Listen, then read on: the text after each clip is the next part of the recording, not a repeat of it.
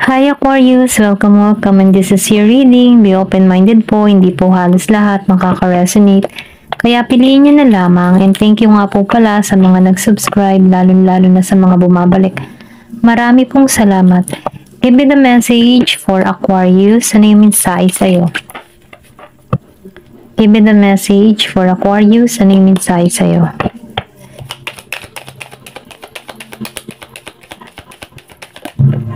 Wow, di ba nasa the high priestess energy ka, okay?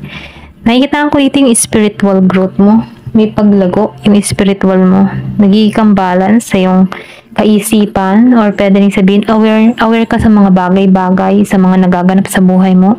And then nakikita ko din dito no na nagpo-focus ka dito sa yung sarili. And then nakikita ko rin dito na nagiging kang matatag. Kumbaga, no, open yung crown chakra mo dito. Okay? Nakikita ko dito, no, may mga natuklasan kang lihim o pwede rin sabihin, nakukutuban mo kapag may lihim sa'yo yung person mo. Ito lang nakikita ko. Merong letrang B and J or pwede rin sabihin may paglago na nagaganap sa buhay mo dito sa The High Priestess. Ayan. Give me more information. Gusto nitong lumabas. So, King of Swords, reverse. Then, nakikita ko rin dito, maybe before, nahirapan ka din sa iyong sitwasyon. May mga, kumbaga, no, meron kang pagkakamali na, meron kang nagawang pagkakamali na kung saan, hindi ko makuha yung word eh. Yon, okay. Meron ka dito mga pagkakamaling desisyon na ginawa, okay? Na kung saan meron ng red flag dito pero binaliwala mo yung red flag para sa'yo. Ito lang nakita ko sa King of Swords. Pero ganun pa man dahil meron ka dito mga pagkakamali, pwede rin sabihin na nagkamali ka ng desisyon, nagkamali ka sa mga plano mo, okay?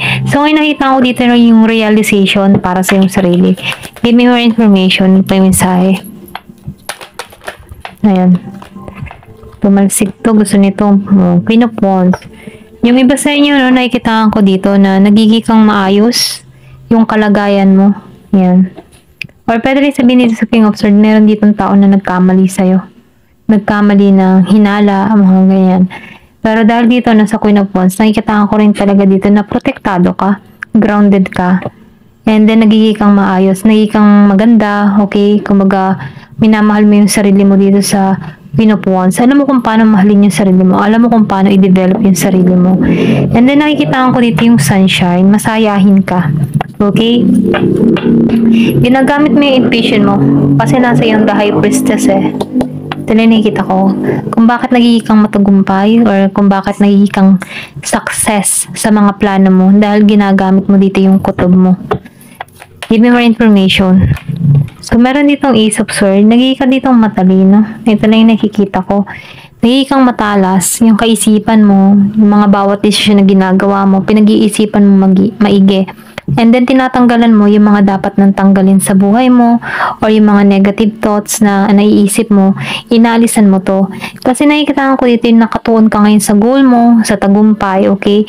Ito yung parating sa'yo, mapagtatagumpayan mo kung meron ka mga kinakaharap na problema sa panahon. Ngayon, okay, na-feel ko dito yung tagumpay na naghihintay sa'yo.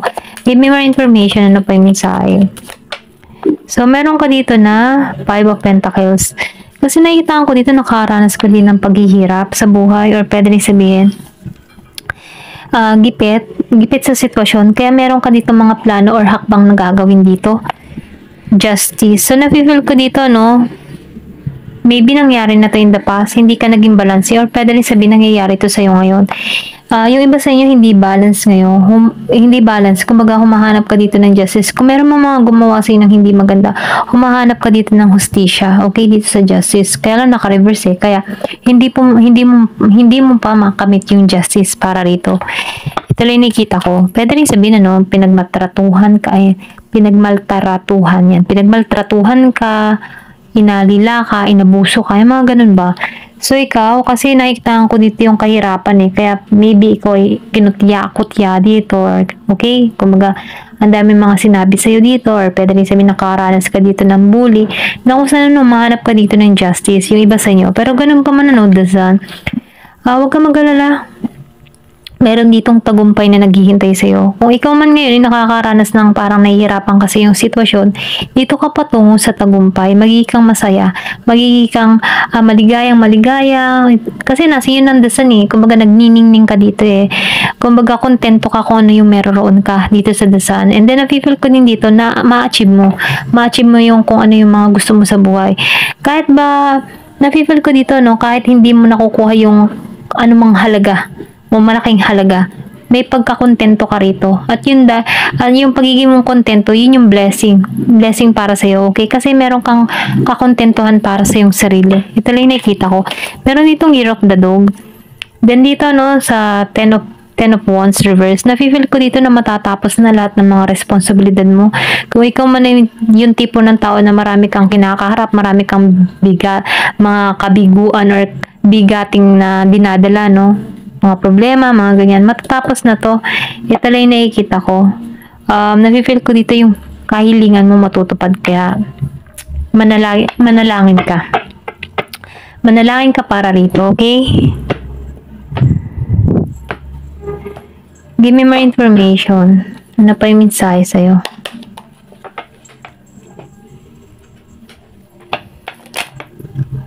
Whale. Great way o worry over nothing. So, nakikitaan ko dito na matatapos na yung mga alalahanin mo. Dito sa Ten of Wands din, confirmation dito sa Whale. Kung ano man yung mga alalahanin mo, problema mo, matatapos na yan.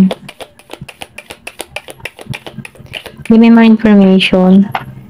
Crave. Yung iba sa inyo, merong pagbubuntis na mangyayari. Or pwede rin sabihin, meron kang family member na magbubuntis. Blessing, biyaya. Kaya, meron dito dasan, may baby pa rito. Maybe meron kang hinihiling dito na masasakatuparan. Kung humihiling ka ng bata, parating to, okay? Give me more information. Year of the Horse. Yung sinabi ko kanina, Year of the Horse, no? Confirmation. So, nakikitaan ko dito na meron ditong malapit na maglakbay. Kung meron kang gagawin, ano, kung nag-iintay ka ng travel, malapit na yung paglalakbay mo. Give me more information.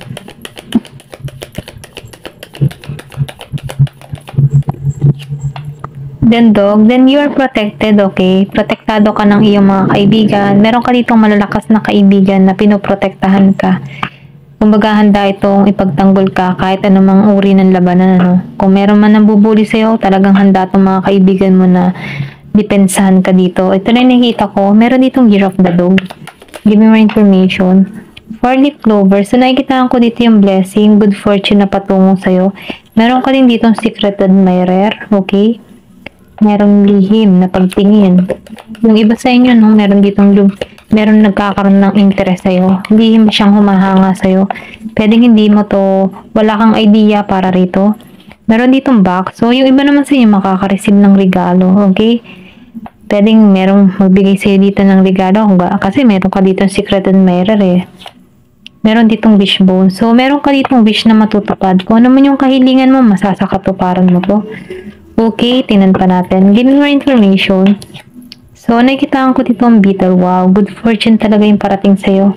May blessing talagang parating sa'yo. Okay, ito lang yung nakikita ko. Ang ganda. Kasi, wish granted ka dito. May good fortune na naghihintay sa'yo. Then, may marireceive ka din ditong biyaya.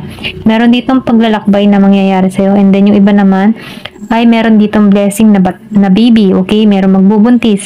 And then may clover pa. Meron kang magandang kapalaran naghihintay sa'yo. Okay, ito lang yung nakita ko. Give me more information. Ano pa yung mensahe?